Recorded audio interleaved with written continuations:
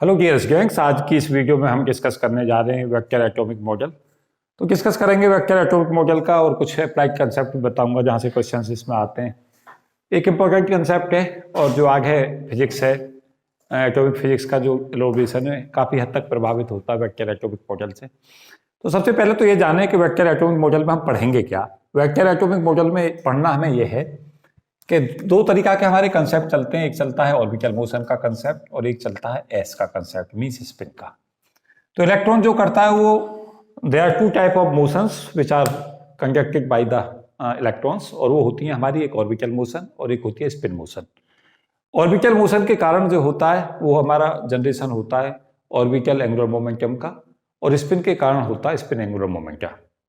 तो जब इलेक्ट्रॉन का ऑर्बिटल एंगुलर मोमेंटम और स्पिन एंगुलर मोमेंटम जुड़ते हैं तो टोटल ऑर्बिटल एंगुलर जो टोटल एंगुलर मोमेंटम कहलाता है, जो ऑर्बिटल और स्पिन एंगुलर मोमेंटम का वेक्टर सम होता है। तो ये सब चीजें इसमें डिस्कस करेंगे। तो सबसे पहले मैं बताना चाहूंगा कि दो तरीका की फिजिक्स हम पढ़ चुके हैं। एक देखो, ये फिजिक्स हम पढ़ चुके हैं कि जो ऑर्बिटल मोशन होती है उसके कारण जो हमारा ऑर्बिटल एंगुलर मोमेंटम जनरेट होता है उसकी वैल्यू एल बराबर under root L L plus one H cut होती है। साथ साथ इसमें ये भी हम पढ़ चुके हैं कि यहाँ एल जो है वो ऑर्बिटल क्वांटम नंबर होता है और एल जो है वो ऑर्बिटल एंगुलर मोमेंटम होता है। ये सब चीजें मैं ऑलरेडी आपको डिस्कस कर चुका हूँ पीछे लेक्चर में। दूसरी चीज मैं यहाँ पे डिस्कस कर चुका हूँ कि एल जेड की जो वैल्यू होती है, Z component of orbital angular momentum, वो क्वांटाइज रहता है और उसकी value M L H cut होती है। यहाँ एम एल जो है वो magnetic orbital quantum number, L orbital quantum number, और ये कैपिटल एल जो है ऑर्बिटल एंगुलर मोमेंटम, और L Z Z component of orbital angular momentum है। इन सब चीज़ों से आप वाकिफ हैं। इनमें सदा ये भी याद रखें कि इनके सिंबॉलिक में भी याद रख लें। एल जो होगा वो हमारा कहलाएगा ऑर्बिटल एंगुलर मोमेंटम, और एल जेड जो कहलाएगा वो कहलाएगा Z component of orbital angular momentum. M L जो कहलाता है यहाँ पे वो कहलाता है हमारा मैग्नेटिक ऑर्बिटल क्वांटम नंबर, और एल जो कहलाता है वो कहलाता है हमारा ऑर्बिटल क्वांटम नंबर। सिंबल सदा याद रखें, ये इंपॉर्टेंट है। तो ये हमारी पहले जो मोशंस थी, शुरू में जो कंसेप्ट था वो केवल ऑर्बिटल मोशन का कंसेप्ट था, और ये हम सब जानते हैं कि नील्स बोर और रदरफोर्ड और समरफील्ड इसके पायनियर हैं। रदरफोर्ड ने सबसे पहले कहा था कि इलेक्ट्रॉन सर्कुलर ऑर्बिट में घूमता है। बोर ने उसी कंसेप्ट को आगे बढ़ाया और बोर ने कहा कि इलेक्ट्रॉन सर्कुलर ऑर्बिट में घूमता है, और सर्कुलर ऑर्बिट में जब वो मूव कर रहा होता है तो नेसेसरी सेंट्रीपिटल फोर्स जो है वो इलेक्ट्रोस्टैटिक फोर्स प्रोवाइड करता है। साथ साथ उन्होंने कहा कि जो एल है वो क्वांटाइज रहता है और एल की वैल्यू सर्टेन होती है, एल की value N H upon two pi होती है। ये सब फिजिक्स हमने ऑलरेडी डिस्कस कर चुके हैं। अब इसमें आज हमारे टॉपिक में है क्या क्या हमें डिस्कस करना है। एक हमारे लिए सबसे महत्वपूर्ण चीज यहाँ पे हो जाती है इस वेक्टर एटॉमिक मॉडल में, एस। एल्स का मतलब होगा, एल का मतलब ऑर्बिटल एंगुलर मोमेंटम और एस का मतलब स्पिन एंगुलर मोमेंटम। तो मैंने कहा था पहले भी कि दो ग्रेट साइंटिस्ट थे, उलनबेक और गाउड स्मिथ, जिन्होंने कहा कि इलेक्ट्रॉन जो होता है स्पिन मोशन भी करता है, और स्पिन मोशन करते समय इलेक्ट्रॉन अपनी एक्सिस के ऊपर स्पिन मोशन करता है। इसके कारण स्पिन एंगुलर मोमेंटम होता है और स्पिन मैग्नेटिक मोमेंट होता है। स्पिन एंगुलर मोमेंटम जो होता है उसका अगर हम बताएं कि स्पिन एंगुलर मोमेंटम कैसा रहता है, तो ये चीज हम अभी डिस्कस कर रहे थे पिछले लेक्चरों में। तो डिस्कस कर रहे थे कि म्यू एल अपॉन एल की जो वैल्यू होती है बच्चों, वो ई अपॉन टू एम होती है। ये मैं ऑलरेडी डिस्कस कर चुका हूँ, और इसे मैं G L E upon two M लिखूंगा, और जी एल यहाँ कहलाता है ये language factor for orbital motion, और लैंगेज फैक्टर ऑर्बिटल मोशन के लिए कितनी वैल्यू होती है इसकी, 1। उसके करस्पॉन्डिंग जब हम यहाँ पे ये भी याद रखें, सिंबल सदा इंपॉर्टेंट होते हैं। सिंबल में हमें हर चीज पता होनी चाहिए। ये ऑर्बिटल मोशन के कारण मैग्नेटिक मूवमेंट है, एल जो है हमारा ऑर्बिटल एंगुलर मोमेंटम है, ई इलेक्ट्रॉनिक चार्ज और एम मास ऑफ इलेक्ट्रॉन है। क्योंकि इलेक्ट्रॉन जो स्पिन करता है वो उसकी स्पिन क्वांटम नंबर 2 होती हैं। इसके करस्पॉन्डिंग क्या कहा, उलनबेक और गाउड स्मिथ ने कहा कि इलेक्ट्रॉन अपनी एक्सिस के ऊपर स्पिन करता है, और उस स्पिन के कारण उसका स्पिन एंगुलर मोमेंटम और स्पिन मैग्नेटिक मोमेंट होता है। तो स्पिन मैग्नेटिक मोमेंट की जो वैल्यू होती है म्यू एस अपॉन एस, इसके करस्पॉन्डिंग वो वैल्यू जो हमारी निकल के आती है वो यहाँ पे निकल के आती है equal to G S E upon two M. यहाँ जी एस जो कहलाता है वो कहलाता है lande G factor for spin motion, और इसकी वैल्यू 2 होती है। कारण ये होता है कि जो हमारा स्पिन क्वांटम नंबर, जब हमारा स्पिन क्वांटम नंबर की वैल्यू जब हाफ होती है, स्पिन की वैल्यू हाफ होती है, तो इसके करस्पॉन्डिंग एमएस जो होता है वो 2 होते हैं, एक हाफ होता है और एक माइनस हाफ होता है। इलेक्ट्रॉन स्पिन हाफ रखता है तो उस स्पिन हाफ के करस्पॉन्डिंग उसके magnetic spin quantum number MS की वैल्यू 2 होती है। एक वैल्यू होती है उसकी प्लस हाफ और एक वैल्यू होती है माइनस हाफ। साथ साथ जो हम स्पिन एंगुलर मोमेंटम निकालते हैं इलेक्ट्रॉन का, बड़ा इंपॉर्टेंट क्वेश्चन है ये भी। एस की वैल्यू जो रहती है वो रहती है स्पिन एंगुलर मोमेंटम की under root S S plus 1 H cut. और जब हम एस की वैल्यू को हाफ रखते हैं यहाँ पे, तो ये वैल्यू हमारी सिंपली वैल्यू निकल कर आती है अंडर रूट 3/2 एच कट। जैसे हम स्पिन की वैल्यू को यहाँ हाफ रख देते हैं तो स्पिन एंगुलर मोमेंटम इलेक्ट्रॉन का होता है रूट 3/2 एच कट। और एस जेड जो होता है, यहाँ पे हम देख रहे थे इसके करस्पॉन्डिंग जो हमारी एल मोशन थी, ऑर्बिटल मोशन, उसके करस्पॉन्डिंग जो एस आ गया, इसको हम बोल रहे होते हैं स्पिन एंगुलर मोमेंटम। ये हमारा क्या था? ये था हमारा ऑर्बिटल एंगुलर मोमेंटम। तो यहां से जो हमारा म्यू एस अपॉन एस की वैल्यू जैसे हम ये रखेंगे, तो यहाँ एक हमारे पास इसके करस्पॉन्डिंग जो सिमेट्री है उसमें एक एस जेड होगा। एस जेड जो होगा वो होगा स्पिन एंगुलर मोमेंटम का जेड कंपोनेंट, उसकी वैल्यू होगी एम एस एच कट, जहां एम एस क्या कहलाएगा? Magnetic spin quantum number. और एम एस की वैल्यू यहाँ कितनी है? एम एस की 2 वैल्यू हैं, तो एस जेड हमारा जो हो जाएगा उसकी वैल्यू 2 हो जाएंगी। एक हो जाएगी हमारी हाफ एच कट और एक हो जाएगी माइनस हाफ एच कट। क्या करेंगे हम? एम एस को एक बार वैल्यू दे देंगे हाफ, तो एस जेड हो जाएगा हाफ एच कट, और एक बार एस जेड इसकी वैल्यू को एच कट को रख देंगे हम, एम एस को रख देंगे माइनस हाफ, तो एस जेड की value minus H cut by 2। तो सिमेट्री हमसे क्या कह रही है कि अगर इस सिमेट्री को हम देखें तो यहां से हमें पता चल रहा है कि स्पिन एंगुलर मोमेंटम होते हैं, उस एस की वैल्यू होती है हमारी under root S S plus 1 H cut, और इसके करस्पॉन्डिंग एस जेड की जो वैल्यू होती है वो होती है हमारी एम एस एच कट। यहाँ एस जो है वो हमारा कहलाता है स्पिन एंगुलर मोमेंटम,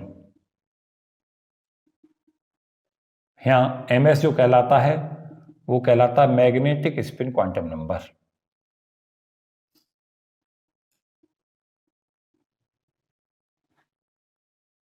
और एस जेड जो कहलाता है वो कहलाता है Z component of spin angular momentum.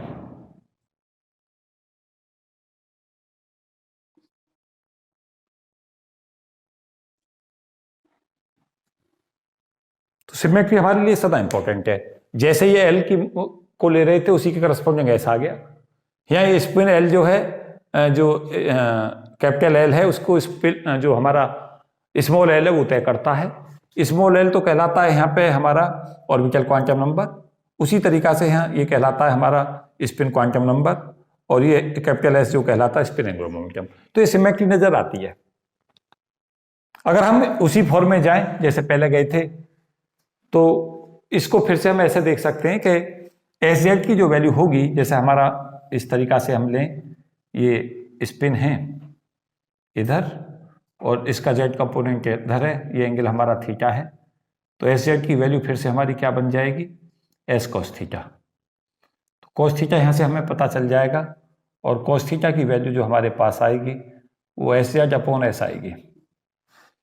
S Z की वैल्यू जैसे हम रखेंगे एम एस एच कट, और इसकी वैल्यू को रखेंगे under root S S plus 1 H cut, तो ये दोनों कैंसिल आउट हो जाएंगे। यहाँ से कॉस थीटा जो हमें मिलेगा वो हमारा मिलेगा यहाँ M S upon under root S S plus 1।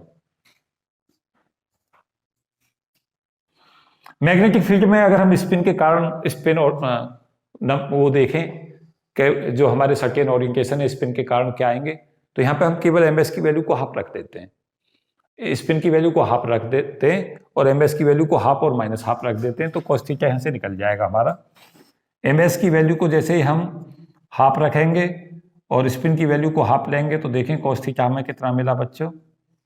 इस फॉर्मूले में जाएं, दिस वन, ये value half upon under root half into 3/2, ये वैल्यू कितनी आ गई? 1/√3। और दूसरी बार जब हम एम एस की वैल्यू को तो रख देंगे हाफ और स्पिन की वैल्यू को रख देंगे माइनस हाफ, तो cos थीटा हमें यहां से क्या मिल जाएगा, -1/√3।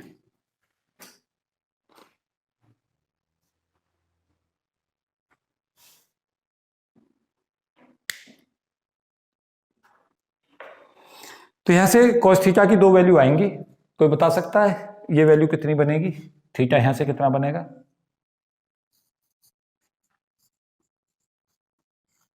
54.7 डिग्री, और यहां से कितना मिलेगा, 125.3 डिग्री। देखना दोनों का सम जोड़ के 180 बना नहीं बना। इसे डायग्राम ब्लॉक पे कैसे दिखाओगे, मैं थोड़ा इसे रब नहीं करना चाह रहा था अभी, क्योंकि आपके सामने ज्यादा देर तक चाहता हूं बोर्ड में कवर रहें। सिमेट्री हमारे लिए सबसे बड़ा सहारा होता है। देखो ये सारी जो फिजिक्स लगी थी ये ऑर्बिटल मोशन पे थी, ये फिजिक्स लगी स्पिन मोशन पे। अभी हमने ऑर्बिटल मोशन के कारण जब मैग्नेटिक फील्ड अप्लाई किया तो ओरिएंटेशन देखे कितने थे, अब हमने स्पिन के कारण देखे ओरिएंटेशन कौन से आए, तो स्पिन के कारण केवल दो ही ओरिएंटेशन आ रहे हैं, कौन कौन से एंगल, ये आ चुका है नेट में क्वेश्चन, ये बिल्कुल ऐसा आए हुए हैं, एंगल पूछ लेता, वैल्यू ये इस फॉर्म में पूछी जा चुकी है। cos थीटा की वैल्यू दो होंगी, एक 1/√3 और एक होगी -1/√3। और ब्लॉक डायग्राम पे इसे कैसे दिखाओगे, अगर खींचने का प्रयास करोगे तो कुछ इस टाइप का डायग्राम आएगा। देखो ऊपर हमारा बोर्ड पर कवर हो रहा है सारा, हाँ ये कवर हो जाना चाहिए।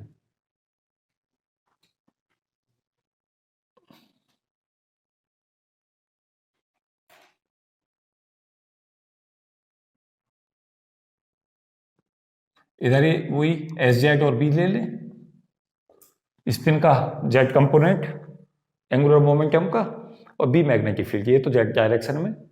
और एंगल कैसे दिखाओगे,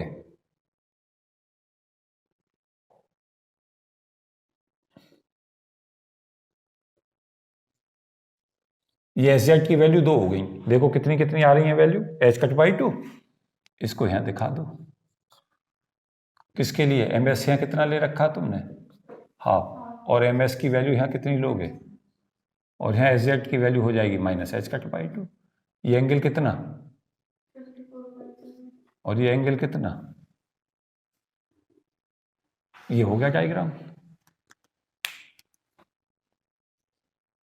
ये किसके कारण है, और यहाँ पे एस की वैल्यू ये हो गई है, ये एस है यहाँ, और ये फिक्स है एस की वैल्यू यहाँ कितनी, √SS+1 h/, और स्पिन की वैल्यू को हाफ रख दो, कितनी आ गई वैल्यू,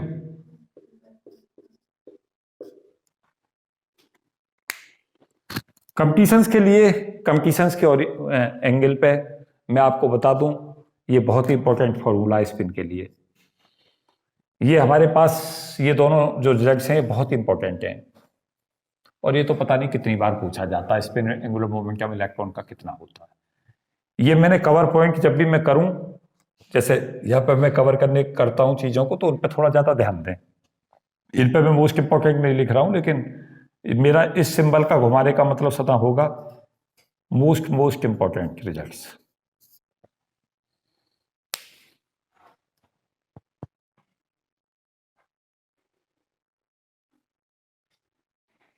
सिमेट्री हमें कैसे सहायक होती है वो मैं तुम्हें बता दूं।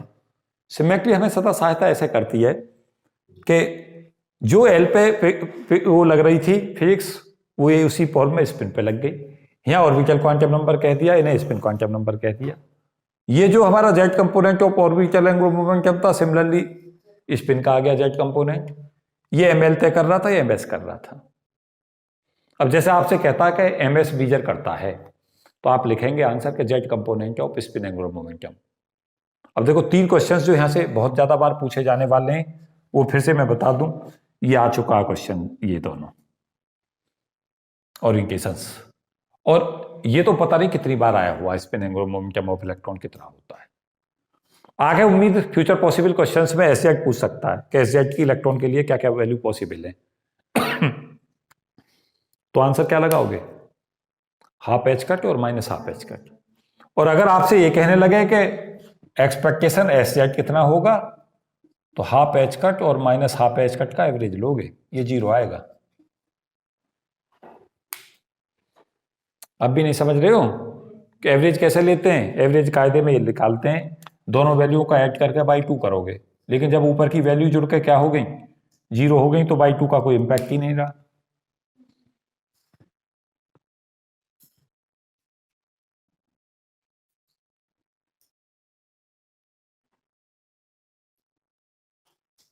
हमारे पास जो वेरियस स्टेट होती हैं, अगर उनकी पॉसिबिलिटी सदा सेम है, सेम का मतलब क्या होता है? सेम का मतलब ये होता है कि अगर इलेक्ट्रॉन सपोज किया पी स्टेट में है और पी स्टेट में एल की वैल्यू हमारी 1 हो गई, एम एल की वैल्यू हो गई 1 0 -1, अगर इलेक्ट्रॉन के पाए जाने की प्रायिकता तीनों जगह सेम है तो एक्सपेक्टेशन अगर हम एल निकालेंगे वो भी 0 आएगा। समझो मैं क्या कह रहा हूं? यहां जो पॉसिबिलिटी इसे रखने की है, सेम प्रायिकता इसकी है, तभी तो एवरेज 0 हो रहा है। लेकिन ये कहने लगे कि h/2 रखने की प्रायिकता, ध्यान देना आंसर कैसे बदलते हैं। कहता है h/2 रखने की प्रायिकता हमारी cos स्क्वायर थीटा है। अब कहता है इसकी प्रायिकता, इसे रखने की प्रायिकता क्या होगी? ऐसे भी बनता है क्वेश्चन, साइन स्क्वायर थीटा होगी ना, पता चला ये साइन स्क्वायर थीटा अपने आप आंसर हो जाएगा। क्यों? नेट प्रायिकता 1 होनी चाहिए, तो cos square theta plus sine square theta 1 तभी तो बनेगा। अब अगर तुम इसका आंसर अब पूछो कि एक्सपेक्टेशन एग्जैक्ट निकालो सर जी क्या है, तो मेरा आंसर होगा h/2 cos square theta minus h/2 sine square theta, ये आंसर आएगा। अब भी नहीं समझे बात? ये आंसर 0 कब था? जब ये था, जब दोनों में प्रायिकता सेम थी, तब है 0। लेकिन अगर प्रायिकता बदल जाए तो आंसर ये मत लगाना। कहता है कि स्पिन h/2 रखने की प्रायिकता 3/4 है, कहता है, और माइनस h/2 रखने की प्रायिकता 1/4 है। अब कहता है आप बताइए कि एज की जो पॉसिबल वो होगी एक्सपेक्टेशन वैल्यू क्या होगी। अब आप 0 नहीं लगा सकते answer, 3/4 multiplied by h/2 plus 1/4 और 1/4 को मल्टीप्लाई करोगे माइनस h/2 से, वो आंसर होगा। सीख गई बात? सदा 0 नहीं होती, ये समझाने का मेरा प्रयास है। सदा नहीं होती, कंडीशनल होती है। अगर बराबर संभावना है दोनों को रखने की तो 0 कर दो, अगर बराबर नहीं है तब नहीं कर सकते 0। इसलिए स्टेट तय होती है, स्टेट कन्फाइंड होती है। कहां तक आ गए? इंपॉर्टेंट चीजें मैं बता दूं, ये भी इंपॉर्टेंट है, ये हमारा बहुत ही इंपॉर्टेंट है। ये सब सिमेट्रिकल रिजल्ट्स हैं, ये इंपॉर्टेंट है, ये भी इंपॉर्टेंट है, ये डायग्राम भी इंपॉर्टेंट है। अब वेक्टर एटॉमिक मॉडल का तुम्हारे पास बेसिक फंडामेंटल्स आ गए हैं। ये सब बेसिक फंडामेंटल्स थे इसके, कि क्या क्या चीजें तुम्हें इसमें डिस्कस करनी है, क्या क्या चीजें आपको रखनी है। अब बात क्या है जो हमें समझनी है?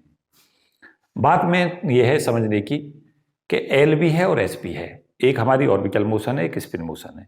ऑर्बिटल स्पिन मोशन दोनों को अगर हम कंसीडर करें तो टोटल मोशन कैसे कंसीडर करें? अब क्या होगा, इलेक्ट्रॉन ऑर्बिटल मोशन भी करता है और इलेक्ट्रॉन अपनी स्पिन मोशन भी करता है। ड्राक पहले साइंटिस्ट थे जिन्होंने क्वांटम मैकेनिकली इलेक्ट्रॉन स्पिन को बताया, क्योंकि उन्होंने सिद्ध किया कि इलेक्ट्रॉन का एक फाइनाइट स्पिन मैग्नेटिक मूवमेंट होता है और स्पिन मैग्नेटिक मूवमेंट उसी पार्टिकल का हो सकता है जो स्पिन रखता हो।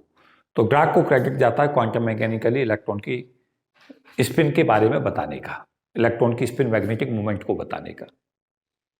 लेकिन उलनबैक और गाउड स्मिथ दोनों ऐसे थे कि वो उन्होंने क्वांटम मैकेनिकली उसे बताया। इन्होंने कहा कि एटॉमिक के लिए और फिजिक्स के लिए इलेक्ट्रॉन को भी एक पार्टिकल के तौर पर लिया जाए और इलेक्ट्रॉन को बताना है कि जो मोशंस है तो उसमें हमें दोनों मोशनों को कंसीडर करना चाहिए, एक हमारी ऑर्बिटल मोशन और एक स्पिन मोशन, और जो टोटल मोशन होगी वो उन दोनों पर निर्भर करेगी।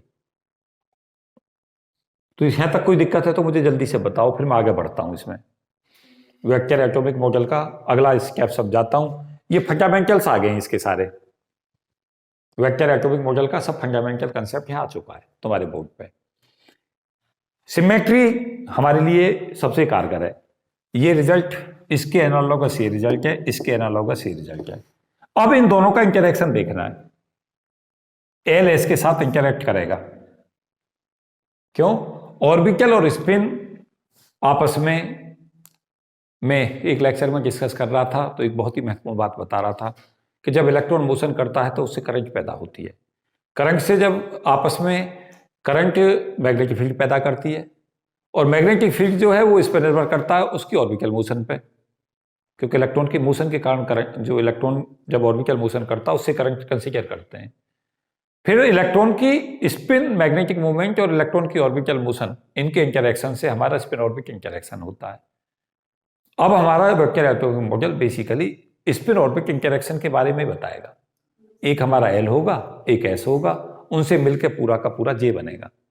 तो सिमेट्री हमें आगे बढ़ानी है। कैसे बढ़ाएं?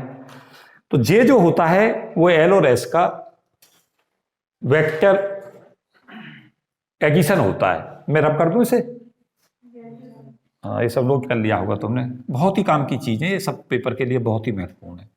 Vector atomic models IAS mains में, पीसीएस मेंस में, कॉम्पिटिटिव एग्जाम में पूछा ही जाता है। उसके अलावा बीएससी के स्टूडेंट, एमएससी के स्टूडेंट्स, उनमें सब में पूछा जाता है। और ये लैंग्वेज फैक्टर जो मैंने इंट्रोड्यूस किए हैं, ये एसजेड और प्रायिकता के जो भी मैं क्वेश्चन डिस्कस कर रहा था, ये कॉम्पिटिटिव एग्जाम के हॉट क्वेश्चन है।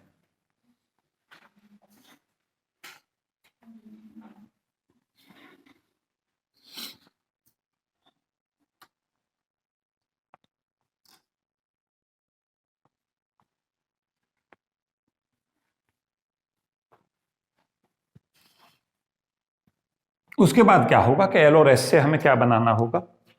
जे, टोटल जे। तो जे की जो वैल्यू होती है इसको कहते हैं हम टोटल एंगुलर मोमेंटम।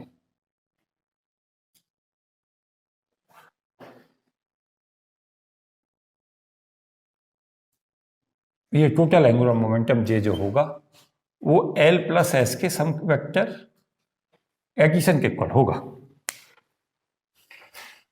एल क्या है यहां पे? एल है हमारा orbital angular momentum, orbital angular momentum, और एस हमारा क्या है? Spin angular momentum. तो टोटल एंगुलर मोमेंटम जो होता है वो वेक्टर एडिशन के इक्वल होता है। और वेक्टर एडिशन किसका? एक ऑर्बिटल एंगुलर मोमेंटम का और एक स्पिन एंगुलर मोमेंटम का। तो सिमेट्री ने क्या कहा? अब हम करना क्या चाहते हैं? हम बेसिकली ये देखना चाहते हैं कि ऑर्बिटल और स्पिन मोशन टोटल मोशन को डिस्क्राइब करती है। उसी तरीका से क्या होगा कि एल और एस दोनों मिलकर क्या बना लेंगे? जे बना लेंगे। और जे जे क्या कहलाएगा? Total angular momentum. और ये दोनों जो क्वांटिटी है वो कैसी होती है? वेक्टर क्वांटिटी, स्केलर नहीं है ये। कैसी क्वांटिटी है? वेक्टर। इसी के क्रम में जे जेड जो बना लेगा उसकी वैल्यू हो जाएगी हमारी L Z plus S Z. इसमें जेड जेड जोड़ दो। तो ये तो हमने टोटल की बात की, एल और एस से टोटल कहा। ये तो कहा हमने ओवरऑल पे, और ये जेड कंपोनेंट पे लगा दिया। और अगर मुझसे कहो तो ये बेसिकली अगर प्रोस्पेक्ट्स में देखा जाए कि ये वास्तव में बता क्या रहा है? बता ये रहा है कि जो टोटल मोशन होती है वो स्पिन मोशन और ऑर्बिटल मोशन दोनों मिलकर टोटल मोशन को कवर करती हैं। ये ऑर्बिटल मोशन को कवर कर रहा होता है एंगुलर मोमेंटम, ये स्पिन को कवर कर रहा होता है। इन दोनों से टोटल कंसिडरेशन आता है। उसी तरीका से जेड कंपोनेंट पे लगा दें। और एक चीज सब जानते हो कि जब हम एल और एस पे गए थे तो एल में और एस में क्या देख रहे थे कि एल को एमएल तय कर रहा था, एमएल एल जेड को, और एस जेड को तय कर रहा था हमारा एमएस। एल को जो तय कर रहा था वो स्मॉल एल, और एल जेड को तय कर रहा था एमएल। ही तो मैंने लिख ही दिया है। और क्या बचा रह गया? एक रह गया हमारा। एल जेड तो दो बार लिख गया, एस। तो चलो इसको मैं हटा दे रहा हूं, ये दो बार आ गया था। ये चार चीजें हो गई। क्या सीख रहे हो? एल जेड बराबर एम एल एच कट है, तो magnetic orbital quantum number L Z को मेजर करता है। कैपिटल एल की value under root L plus one H cut है, तो orbital quantum number orbital angular momentum को तय करता है। Z component of spin angular momentum M S तय करता है मैग्नेटिक स्पिन क्वांटम नंबर, और स्पिन एंगुलर मोमेंटम को स्पिन क्वांटम नंबर तय करता है। ये इसका मतलब है। अब इसके करस्पॉन्डिंग हमें दो क्वांटम नंबर और चाहिए, तो कहोगे सर किसके लिए चाहिए? एक तो हमारा J1 आ गया अब है पिक्चर में, और एक हमारा आ गया JZ। तो J के लिए तो हम स्मॉल j लगा दें, ये टोटल क्वांटम नंबर हो जाएगा, टोटल क्वांटम नंबर। और ये क्या कहलाएगा? J total angular momentum. इसको हम इनर क्वांटम नंबर भी कहते हैं। इसको थोड़ा छोटा करके दिखाते हैं, इनमें और इसमें अंतर पता है क्या है? इसको कैपिटल में दिखा दो और इसको स्मॉल में दिखा दो। और JZ को तय करता है MJ। अब भी नहीं समझे? ये हमारा कहलाएगा मैग्नेटिक इनर क्वांटम नंबर। और इनर और टोटल दोनों कोई सा भी शब्द यूज कर सकते हो। इनर भी यूज करते हैं इसे या टोटल भी करते हैं।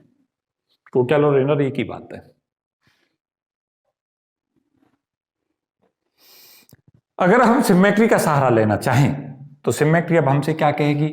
सिमेट्री देखो अब हमसे ये कहेगी कि अगर हम L को देख रहे थे तो L की वैल्यू थी यहां under root L L plus one H cut.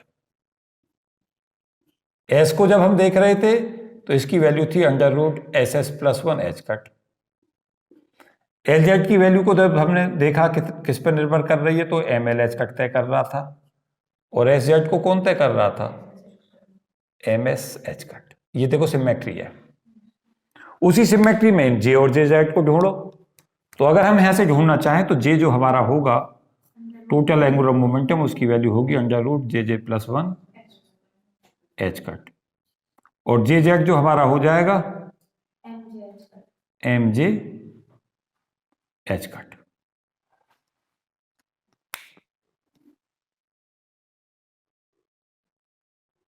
अगर हम इन दोनों को देखें, इस चीज पे लगा दें इस एक्सप्रेशन को, तो यहां पे हम देखेंगे कि एम जे की जो वैल्यू है वो हमारी आ जाएगी यहां से M L plus M S. देखो यहां पर रख के, और वास्तव में जो एम जे जाता है उसमें एम जे की जो वैल्यू है वो माइनस जे से लेके प्लस जे तक वैल्यू होती है, और ये वैल्यू कितनी होती है? 2J plus one values. यहां पर अगर आपको ध्यान हो तो एम एल की वैल्यू यहां माइनस एल से लेके कहां तक जाती थी? प्लस एल तक। कितनी वैल्यू रखती हैं? 2L plus one values. यहां एम एस कितनी जाती है वैल्यू? माइनस एस से लेकर प्लस एस तक। ये वैल्यू कितनी आएंगे? 2S plus one values. Symmetry देख रहे हो? मुझसे पूछो तो देखो ये सब कुछ सिमेट्री में चल रहा है। क्या सीख रहे हो? S L J, spin motion, orbital motion, total motion. ये तो जे कंपोनेंट पे लग गई, जे का मतलब टोटल पे, और ये जेड कंपोनेंट पे लगा दिया। वेक्टर एटॉमिक मॉडल कहता क्या है? एटॉमिक मॉडल ये कहता है कि जब मोशंस और एटम के अंदर दो तरीका की होती हैं, एक मोशन होती है ऑर्बिटल मोशन, एक होती है स्पिन मोशन, तो टोटल मोशन को कैसे कंसीडर करो? टोटल जे कैसे निकालो? टोटल जे जेड कैसे निकालोगे? ये है सारी फिजिक्स इसमें। कई बार क्या होगा, दोनों एक ही दिशा में काम कर रहे होंगे एल और एस।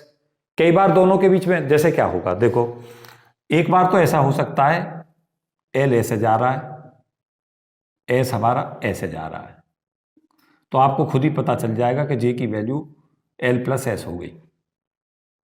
एक बार ऐसा भी हो सकता है एल ऐसे चला जाए, orbital angular momentum, spin angular momentum पता चला इसके अपोजिट दिशा में काम कर रहा है, इतना कर रहा है।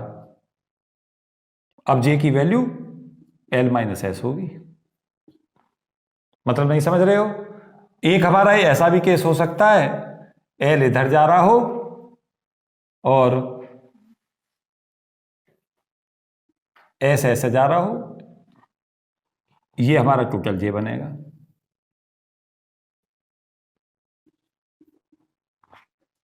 ऐसा भी हो सकता है एल ऐसे जा रहा हो, एस हमारा ऐसे आ रहा हो, यहां से जे ये बनेगा। वेक्टर एटॉमिक मॉडल का मतलब समझ रहे हो? एल और एस के बीच का एंगल टोटल जे को तय करेगा। अगर दोनों पैरेलल हो गए, एक ही दिशा में हो गए, तो जुड़ जाएंगे। Total J L plus S के इक्वल होगा। एल का निकाल लें, एस का निकाल लें, क्या एंगुलर मोमेंटम, दोनों को ऐड कर दें, टोटल जे निकल जाएगा। ये ऐसा भी हो सकता है एक इधर जा रहा हो, दूसरा उसके कतई अपोजिट कर रहा हो, तब हमें घटाना पड़ेगा। और अगली पॉसिबिलिटीज क्या है? ऐसा हो सकती है एल ऐसे जा रहा हो, एल की दिशा ये हो, एस की ये हो, तो टोटल जे इससे निकलेगा। एल हमारा ऐसे जा रहा हो, ऐसे ऐसे आ रहा हो, जे ऐसे निकलेगा। ये इसमें कुछ भी नहीं कर रहे हैं, हम वेक्टर कैलकुलस यूज कर रहे हैं सीधे। ये सब वेक्टर कैलकुलस ही तो है, कोई फिजिक्स नहीं है, सारी वेक्टर लगा रखा है।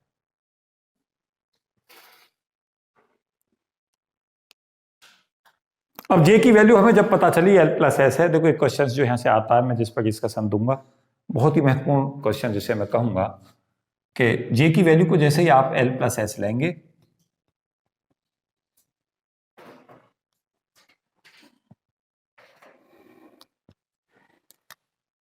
जे हमारा हो गया एल प्लस एस, तो जे का जे के साथ ही डॉट प्रोडक्ट ले लो, J dot J is equal to हमारा क्या बन गया, L plus S dot L plus S, ये बन गया। ऊपर वेक्टर तो समझ ही रहे होगे, मैंने उसी क्वांटिटी का उसी के साथ डॉट प्रोडक्ट ले लिया, बताऊंगा क्यों ले रहा हूं। ये क्या बन गया बच्चों, एक बात सभी जानते होंगे, जो नहीं जानते वो याद रख लें, ए डॉट बी जो है हमारा ए बी कॉस थीटा होता है, और ए और बी अगर इक्वल हैं तो थीटा जीरो हो जाएगा, उसी दिशा में दोनों हैं तो वही तो चीज हो रही है यहाँ। ए और बी सेम है, थीटा जीरो हो गया तो जे स्क्वायर हो गया, ये इजिकल टू इसका इसके साथ डॉट प्रोडक्ट लिखो, वो एल स्क्वायर हो गया, इसका इसके साथ डॉट प्रोडक्ट लिखो, वो एस स्क्वायर हो गया। अब इसका इसके साथ डॉट प्रोडक्ट होना, इसका इसके साथ होना है, तो लिख दो 2l डॉट एस।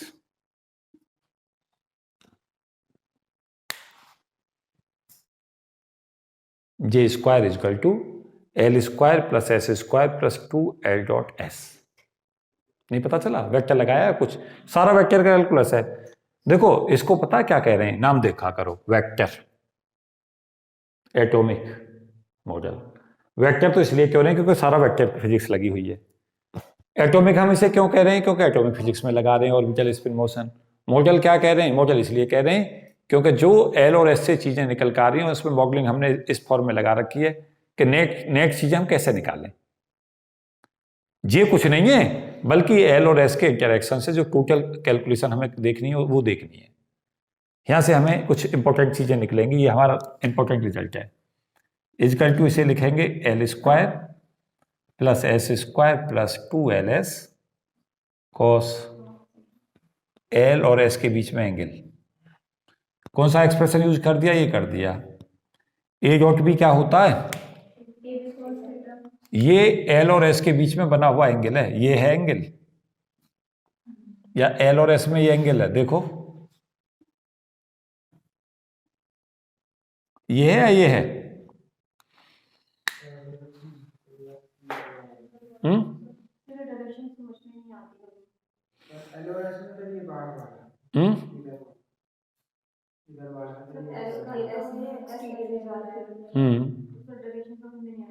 ऐसा ऐसा क्यों नहीं आएगी डायरेक्शन, देखो एल ऐसे जा रहा है और एस ऐसे जा रहा है।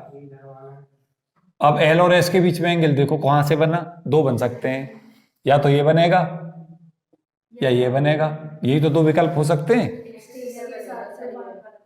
क्यों जी, दोनों में अंतर है, दोनों में अंतर कितना, ये एंगल इसके 180 माइनस से बन के आएगा, क्यों जी। अब तुम ये बताओ कि इसमें एक्यूट लेना है ऑब्ट्यूज लेना है, अब लेते हैं तो क्यों लेते हैं, मेरे हिसाब मेरा जो है बुकों में तो मैंने यहां से देखा कई बार, लेकिन मेरे हिसाब से ही आना चाहिए इसमें। क्योंकि डायरेक्शन तो हमारी A1 का आ रही है इसमें। सर एक्सिस के साथ W को कंसीडर करेंगे तो बाहर वाले कुछ और तरीका से कुछ बता सकते हो? चलो मैं ट्रायंगल में देखें तो एक एक्सटीरियर एंगल प्रॉपर्टी होती है कि जो ये एंगल्स होते हैं जो ये सर आपने इसका रिजल्टेंट बनाया है, रिजल्टेंट जो दोनों के साथ एंगल बनाएंगे इनका सम एक्सटीरियर एंगल के इक्वल होता है मैथमेटिकली। सर कार्ड में तो डायरेक्शन देखते हैं नहीं, देखो मैं इसका एक तरीका तुम्हें और सिखाता हूँ। मुझे उम्मीद है कि अगर तुम्हें कभी इसमें दिक्कत रही है तो इसके बाद ये दिक्कत खत्म कर दूँ सदा के लिए, क्योंकि तुमने ये बात रखी है मेरे सामने तो मैं कर ही देता हूँ इसे डिस्कस। ध्यान दो मेरी बात है, ये अगर हमने एंगल थीटा ले लिया, इन केस से थीटा मान लेते हैं कुछ देर को, ये एंगल ये वाला ये कंपोनेंट, अब देखो इसका क्या बना, ये एस इधर था तो मैं कहूँगा ये एस साइन थीटा बन गया, ये हमारा एस कॉस थीटा बन गया। माने करोगे, इधर जो वैल्यू है वो बन गई हमारी L plus S cos theta x axis वाली ये, और ये बन गई हमारी एस साइन थीटा। इस पूरे का स्क्वायर प्लस इसका स्क्वायर इसके स्क्वायर के इक्वल होगा, ये हमारा जे स्क्वायर बना। अब इससे पूछो किसने ये रिजल्ट दिया या नहीं दिया? ये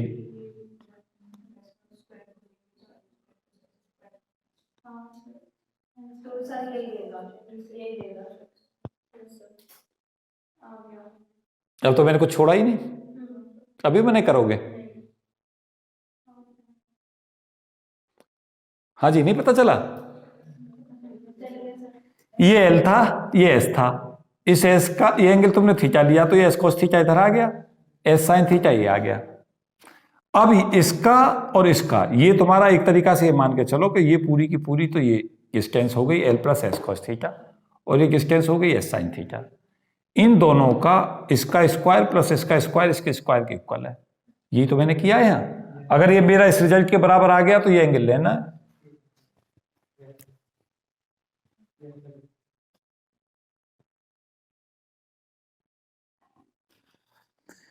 अब हम यहां से कोस एल एस निकाल लेंगे, कोस थीटा कह दो उसे चाहें तो, कोस थीटा की value J square minus L square minus S square upon 2ls हो जाएगी, नहीं हो गई? और जे स्क्वायर तो मैं पता है किसके इक्वल है, J plus 1 minus L plus 1 minus S plus 1 upon 2 under root L plus 1 under root S plus 1।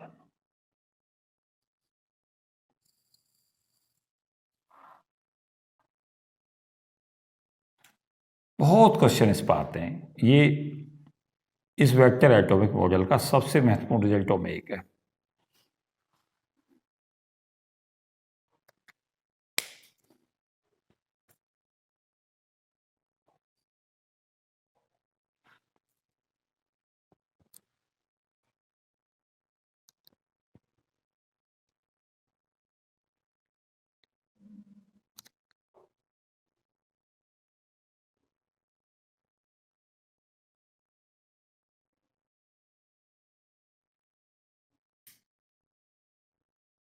ये नहीं पता चला मैंने क्या किया, जे स्क्वायर की जगह पे वैल्यू रख दी J plus 1 H cut square, L square की वैल्यू रख दी L plus 1 H cut square, S square की वैल्यू रख दी S plus 1 H cut square, ऐसे नीचे रख दो, H cut square cancel out कर दो। अब पूछोगे कि सर इस पर क्वेश्चन तो बताओ, क्या पूछेगा? इंपॉर्टेंट तो क्वेश्चन ही है। अब देखो जैसे तुम्हारे डायग्राम बना रखा है,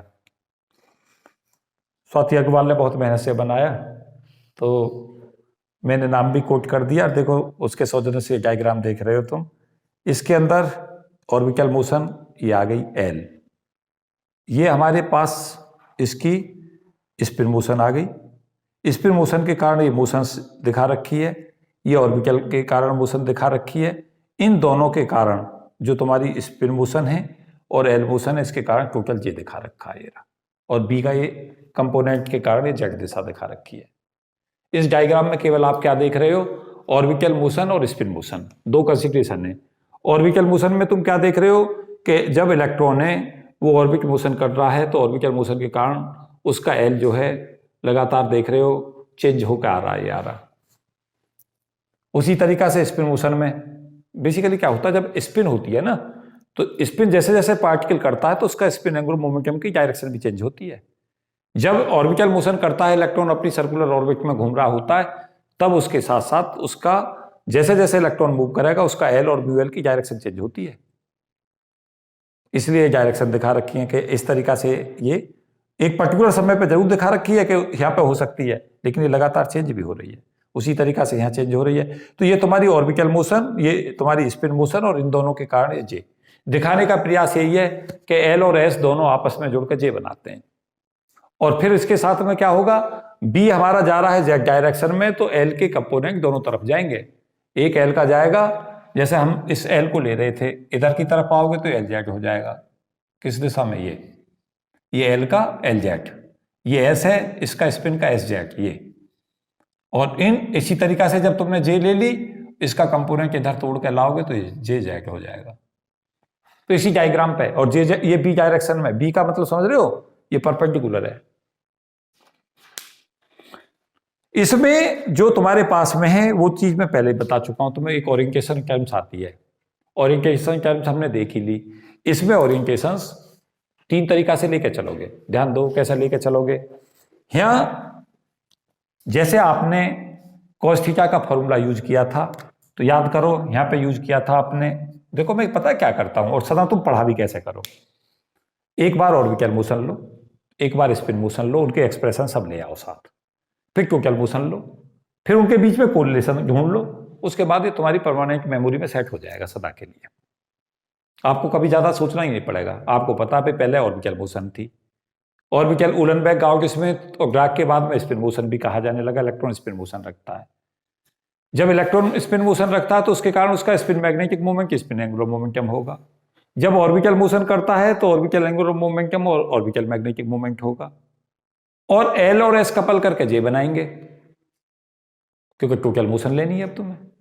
जब यहां पे तुम cos थीटा एल जेड का एक्सप्रेशन देख रहे थे, तो यहां एल cos थीटा बना था। तो सर्टेन ओरिएंटेशन में cos थीटा की वैल्यू क्या बन गई थी, M L upon under root L L plus 1।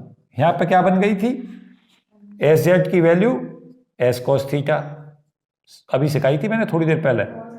यहां cos थीटा कितना बन गया था, एम एस अपॉन, यस। ऐसे ही यहां पे चले जाओ, ये हमने जैसे क्या किया, ये तो हमने जे कहा, इस दर जा रहा है, बी की डायरेक्शन में हमें चाहिए, ये जे जेड हो गया, ये एंगल थीटा हो गया। तो फिर से क्या लिखोगे, जे जेड को लिख दोगे जे cos थीटा। cos थीटा की वैल्यू कितनी आ गई, एम जे अपॉन, भाई इससे ज्यादा सिमेट्री और क्या चाहते हो बताओ, सब कुछ सिमेट्रिकल नहीं चल रहा क्या। यहां एस और एस जेड के बीच का एंगल ये थीटा बन रहा है, तो एस जेड बराबर एस cos थीटा हो गया। यहां हम जो लेकर चल रहे हैं वो एल जेड और एल के बीच का बन रहा है। यहां cos थीटा की value M L upon under root L L plus 1 आ गई। यहां जे और जे जेड में डायग्राम में बना रखा है, इनके बीच का एंगल थीटा है। अब तुम्हें क्वेश्चन में देखना है, अगर वो स्पिन पर पूछता है तो ये लगाना, ऑर्बिटल पर पूछता है तो ये लगाना, टोटल पर पूछता है तो ये लगाना। बात नहीं समझ रहे। तो सिमेट्री कितनी तो बढ़िया चीज है, एक फिजिक्स ऑर्बिटल की, एक स्पिन की, एक टोटल। डायग्राम पे तो देख ही रहे हो, डायग्राम में यही बता रहा है। दूसरी चीजें सदा याद रख रहे हो कि भाई जब इलेक्ट्रॉन अपनी पोजीशन बदलेगा, उसकी डायरेक्शन चेंज होगी, तो उसी तरह से हमारी डायरेक्शन चेंज होती है। दूसरी चीज इसमें ये देख रहे हैं कि सारा का सारा खेल किसका, वेक्टर का है। कैसे निकालो एल और एस से जे कैसे निकले, तो वेक्टर एटॉमिक मॉडल लगा दो। वेक्टर मॉडल क्या कहेगा, एल प्लस एस के वेक्टर सम के इक्वल जे होता है। जे क्या कहलाते हैं, जे को हम कहते हैं टोटल एंगुलर मोमेंटम। जे निर्भर करता है स्मॉल जे पे। स्मॉल जे क्या कहलाता है, total quantum number, total inner quantum number भी कहते हैं, टोटल एंगुलर क्वांटम नंबर भी कहते हैं उसे, या एंगुलर क्वांटम नंबर कह दो। बात समझ में आ गई। और इसके साथ साथ हमारी सिमेट्री हमारे लिए फिर से इंपॉर्टेंट हो जाएंगी। क्वेश्चंस इस पर बहुत आते हैं। एक क्वेश्चन में जरूर चाहूंगा कि तुम्हें करा दूं, क्योंकि थोड़ा सा आइडिया लग जाए तुम्हें। इसमें स्पिन में तुम्हें पता ही चल गया था कि यहाँ पे 2 एंगल बनते हैं ओरिएंटेशन के, एक 54.7, 125.3। इसमें हमें पता चल गया कि जो ओरिएंटेशन के एंगल बन के आते हैं, अगर पी स्टेट है तो थीटा की वैल्यू 45, 90 और 135 होती है, और जी स्टेट में हमें याद हो गया था 35, 66, 90, 114, 145 होती हैं। वो ओरिएंटेशन होते हैं एल और एल के बीच के जो एंगल बन के आते हैं, और एल और भी एक ही दिशा में जाते हैं क्योंकि परपेंडिकुलर लगाते हैं हम उसे, ये भी याद रखो। और ये भी तुम्हें साथ साथ बता दिया था कि एफ में पूछता है तो वहां पर 7 ओरिएंटेशन आएंगे, उन्हें निकालने का तरीका बता दिया था, ऐसे निकाल लेना। बात समझ आ गई? अब तुम्हारे पास क्या है, इस फॉर्मूले पे क्वेश्चन चाहिए तुम्हें, और एक आध क्वेश्चन इस पे पैटर्न पे चाहिए। तो मैं तुम्हें पूरा क्वेश्चन तो नहीं सॉल्व कराऊंगा, लेकिन ये बताऊंगा कि कैसे निकाल दोगे। जैसे उसने क्वेश्चन में कह दिया कि भाई हमें ये एंगल जो एल और एस के बीच में एंगल निकालो, इसके एक दे दी, किसके लिए निकाल रहा, उसने कहा 3p2 के लिए निकाल दो। कुछ भी दे सकता है, मैं तो एक क्वेश्चन बतौर एग्जाम्पल उठा रहा हूं बस। तो जैसे आपको ये पता चल जाए, तो देखो ये फॉर्मूला तो आपको मैं तरीका भी तुम्हें बताता हूं कहां ना रखना चाहिए। इसे रखने की कहां जरूरत है, बताओ मुझे, कहीं जरूरत है क्या? इसका इसके साथ डॉट प्रोडक्ट करने में इसमें कहीं रखने की जरूरत है? जैसे ये निकाला, एक ही तो काम करना रह गया, इनकी वैल्यू रखनी है, एक इनके फॉर्मूले तुम्हें पता ही है, ये फॉर्मूला सीधा ही आ जाएगा। अब तुम्हें सिमेट्री में देखो, तुम कैसे, कई बार पता क्या होता, पेपर में भूल जाते हैं और हमें याद नहीं आता कि भाई हम क्या यूज करें, तो वो याद रखो भाई जे है यहाँ, उसमें से एल और एस घटना, क्योंकि ज्यादा होता है इसके मुकाबले, तो ज्यादा वाले में से दोनों कम घटा दो। ये जो दोनों वैल्यू है उन्हें डिवीजन में ले आओ यहाँ, और 2 फैक्टर का तुम्हें यहाँ से याद रहना चाहिए कि भाई 2 फैक्टर भी आता है, तो उससे एक याद करने का पैटर्न भी कर लो, जिससे तुम्हें थोड़ा सिमेट्रिकल जल्दी याद हो जाए। फॉर्मूलों को रखने का भी एक तरीका होता है, उनका एक शॉर्ट ट्रिक बना लिया करो दिमाग में सेट। अब क्या होगा, जैसे तुमसे ये पूछा तो अब आपको एंगल पूछा कि एल और एस में एंगल निकालो, तो आपको ज्यादा करना कुछ नहीं है। ये यहाँ पे जो होती है वो मल्टीप्लिसिटी होती है, तो 2s + 1 की वैल्यू यहाँ 3 हो गई, तो सबसे पहले ऐसे निकाल डालो, 1 हो गया, पहला काम ये हो गया। ये पी स्टेट है, पी स्टेट के लिए एल की वैल्यू हमारी क्या हो जाएगी, 1। यह नीचे लिखा होता है हमारा जे, तो जे की वैल्यू हो जाएगी 2। अब क्या क्वेश्चन में बचा रह गया, यहाँ पे वैल्यू पुट करनी है बस। नहीं समझ पाए? अब क्वेश्चंस में यही होता है कि हाँ स्केट देगा, एंगल पूछेगा, आप स्केटों से क्या सीख लो, एस निकालना और एल निकालना और जे निकालना, फिर तो कुछ बचता ही नहीं।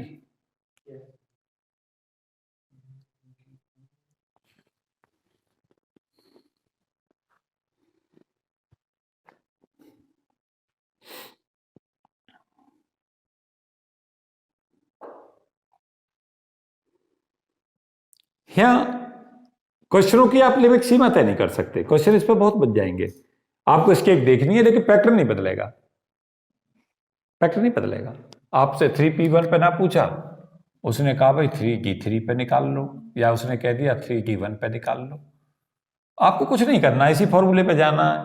यहां से 2s + 1 की वैल्यू 3 रख दो, जे की वैल्यू 1 ले लो, डी स्टेट के लिए एल की वैल्यू 2 रख दो, इस फॉर्मूले में जाओ, जाके सॉल्व कर डालो।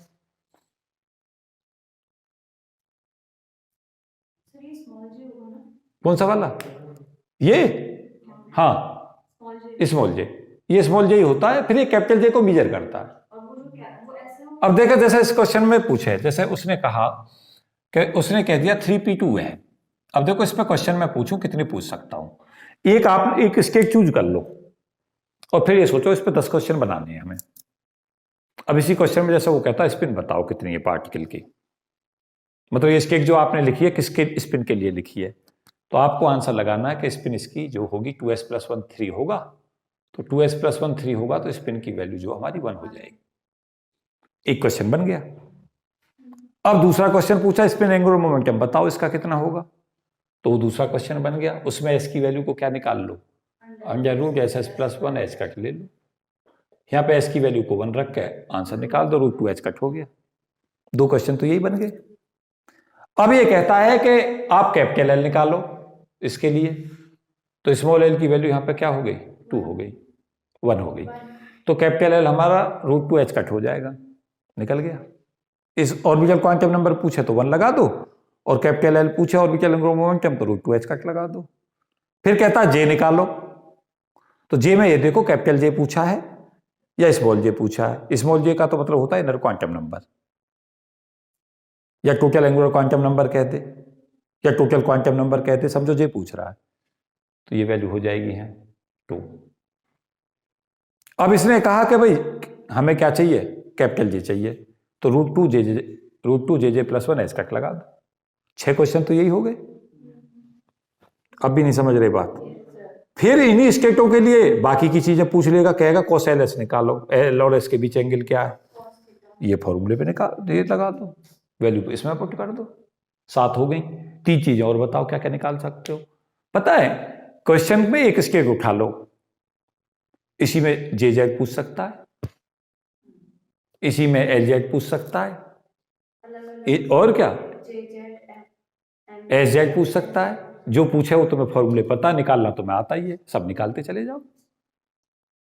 तो क्या हुआ, एक ही चीज पर जब तुम 10 क्वेश्चन कर लोगे तो 4-5 क्वेश्चन ऐसे बनाए ना, तुम्हें 50 क्वेश्चन की प्रैक्टिस कर लोगे। यही तो चाहिए। और क्या, फिजिक्स वैसे सीखो भाई। सिमेट्री कितना मदद कर रही है, पहले एल चल रहा है, फिर एस चल रहा है, फिर जे चल रहा है, क्यों जी? तो कोई दिक्कत है? बहुत इंटरेस्टिंग है एटॉमिक। कहीं वेक्टर लग जाएगा, कहीं क्वांटम लग जाएगी, क्यों जी? और तुम मुझसे पूछो तो मैं कहूंगा कुछ नहीं है, इसमें 2 ही चीज यूज कर रहे हो, या तो वेक्टर या क्वांटम, क्यों जी? तो इस तरीका के क्वेश्चंस इस पे आते हैं। और बेसिकली आपको करना क्या है कि इसमें न्यूमेरिकल प्रॉब्लम्स जितनी लगा सकते हो वेक्टर एटॉमिक मॉडल पे लगा दो। एक सबसे महत्वपूर्ण टॉपिक मैं इसको लेकर जाता हूं, और आगे जो हमारा डिस्कशन चलेगा, मतलब नेक्स्ट लेक्चर जब भी मैं इस पर दे रहा हूँ, वो चल रहा होगा कि हम स्पेस क्वांटाइजेशन या जो चीजें पढ़ रहे हैं इनका वेरिफिकेशन कैसे करते हैं। इलेक्ट्रॉन स्पिन का प्रपोजिशन तो आ गया, क्वांटम मैकेनिकली सबसे पहले बोलने वाले थे ड्राक। उसके बाद में जब क्वांटम मैकेनिकली ड्राक ने दे दिया उसको, तो फिर एक्सपेरिमेंटल देखने का प्रयास किया गया। तो स्कैन कर ले एक्सपेरिमेंट ऐसा एक्सपेरिमेंट है जो सबसे महत्वपूर्ण इसलिए हो जाता है क्योंकि वो इलेक्ट्रॉन स्पिन को कंफर्म करता है और स्पेस क्वांटाइजेशन को कंफर्म करता है। तो उसे भी डिस्कस करेंगे आगे। इस पर कुछ अप्लाइड प्रॉब्लम्स भी लेंगे, कुछ कंपटीशंस में जो क्वेश्चंस आ रहे हैं इस टॉपिक से उन्हें देखेंगे। तो इस वीडियो में तो मैं इतना ही कराऊंगा, काफ़ी मैंने डिस्कशन दे दिया है। तो इस वीडियो में इतना ही। Thank you and best for all of you. जय हिंद।